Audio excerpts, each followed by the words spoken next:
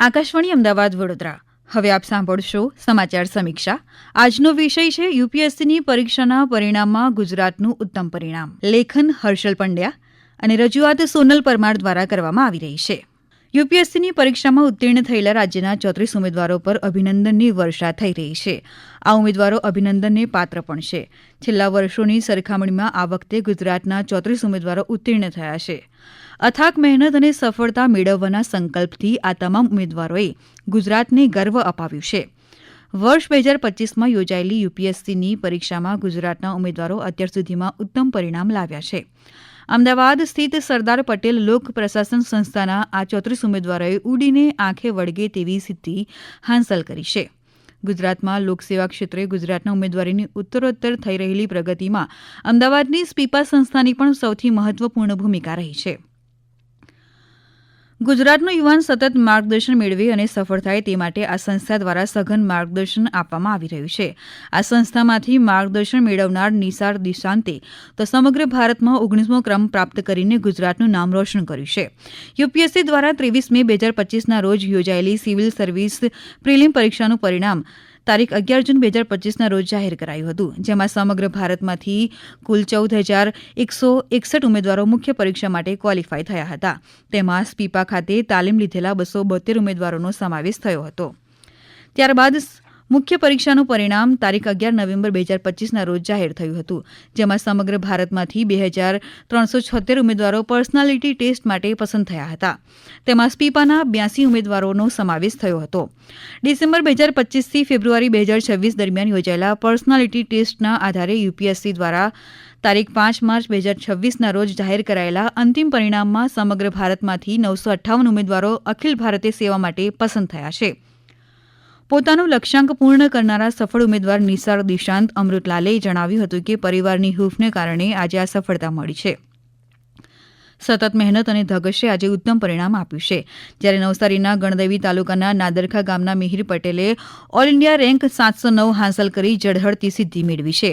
તેઓ હાલ સુરતમાં સબ રજિસ્ટ્રાર ગ્રેડ 1 તરીકે ફરજ બજાવે છે. તેમણે કહ્યું હતું કે સતત વાંચન અપડેટ રહેવાને કારણે આ સફળતા સાંપડી છે.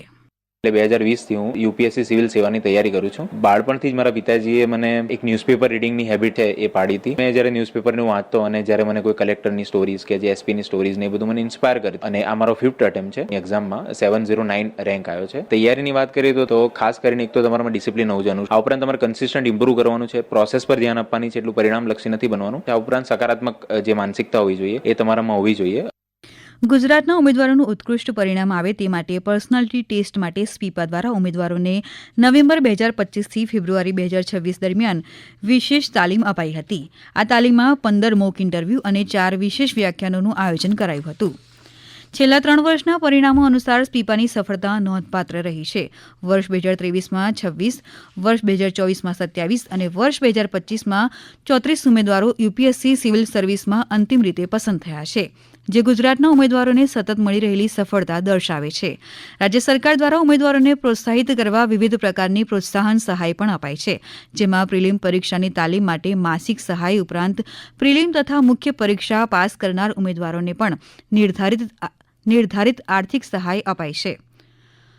ગુજરાતનો યુવાન ઉત્તરોત્તર પ્રગતિ કરે અને રાષ્ટ્ર સેવા કરીને ઉજ્જવળ કારકિર્દી ઘડે તે માટે સ્પીપા દ્વારા યુપીએસસી સિવિલ સર્વિસ પરીક્ષા માટે ઉમેદવારોને વિનામૂલ્યે તાલીમ, અભ્યાસ સામગ્રી, પુસ્તકાલય, વાંચનખંડ તથા ઇન્ટરનેટ સુવિધા ઉપલબ્ધ કરાવવામાં આવે છે.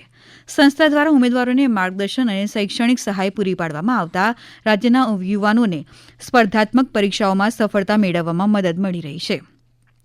સ્પીપા દ્વારા આપવામાં આવતી પ્રોત્સાહક સહાય મુજબ પ્રિલિમ પરીક્ષાની તાલીમમાં પ્રવેશ મેળવનાર ઉમેદવારોને વધુમાં વધુ 7 મહિના માટે દર મહિને 2,000 રૂપિયા પ્રોત્સાહન સહાય આપવામાં આવે છે. યુપીએસસી સિવિલ સર્વિસની પ્રિલિમ પરીક્ષા પાસ કરનાર યુવકોને 25,000 રૂપિયા અને યુવતીઓને 30,000 રૂપિયા પ્રોત્સાહન સહાય આપવામાં આવે છે. યુપીએસસી સિવિલ સર્વિસની મુખ્ય પરીક્ષા પાસ કરનાર યુવકોને 25,000 રૂપિયા અને યુવતીઓને 30,000 રૂપિયા પ્રોત્સાહક સહાય આપવામાં આવે છે. આકાશવાણી અમદાવાદ વડોદરા પરથી આપ સાંભળી રહ્યા હતા સમાચાર સમીક્ષા. આજનો વિષય હતો યુપીએસસીની પરીક્ષાના પરિણામમાં ગુજરાતનું ઉત્તમ પરિણામ. લેખન હર્ષલ પંડ્યા અને રજૂઆત સોનલ પરમાર દ્વારા કરવામાં આવી.